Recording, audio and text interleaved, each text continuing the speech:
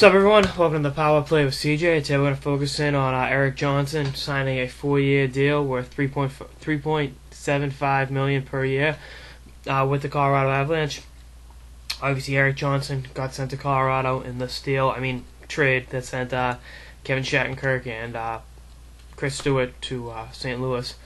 And number one overall pick by St. Louis back in '06, kind of hasn't developed into the top flight defenseman people thought he would be. But I think at 24 years old, it's still, I think there's still a ways to go. I think he can still reach and be a number one guy.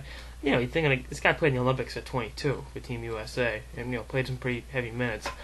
I think he can figure it out. I think he will. I think he's one of those guys that the expectations are too high. Maybe put on him too soon. Obviously, being the number one pick.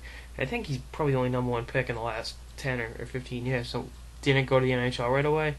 And I think maybe he needed another year, either at Minnesota or in the minors, to season. But is what it is, and I think he's still going to continue to develop. I think he can still, 6'4", 230 pounds. He's a big boy. He's got 127 points in 298 games, and he led the Avs in time on ice and defenseman scoring.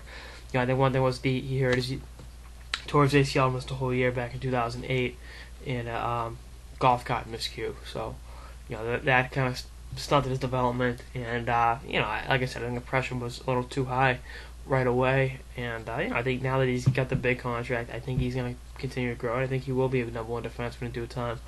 I think I hate to say it so bluntly, but between 2004 and call it 2009, because we can judge pretty objectively. He's probably the most underachieving number one overall pick. You look at Ovechkin, Crosby, Pat Kane, Stamkos, Tavares. All those guys. Those guys are all forwards. He's only defenseman number one. I think since Chris Phillips. So that's not exactly the best company, but I think it's a good deal for him. Like I said, I think he's going to grow. I think he's going to develop. I think he's going to be fine. I was harsh on him last year on this show. But like I said, young defensemen take a little bit longer to develop. No one, there aren't too many Drew Doughties that are Norris Trophy finalists at 20. 24, you can still turn into a consummate pro and be a great number one player, number one defenseman. If he has to come, I think that's going to happen with him. I think he can do it. I think he can get the job done. And I think with the faith Colorado's invested in him, I think he will. And I think he's got to step up. They got some great young forwards. They need some help on the back end. And I think he's willing and ready to be that guy on the back end that Colorado has lacked since Rob Blake.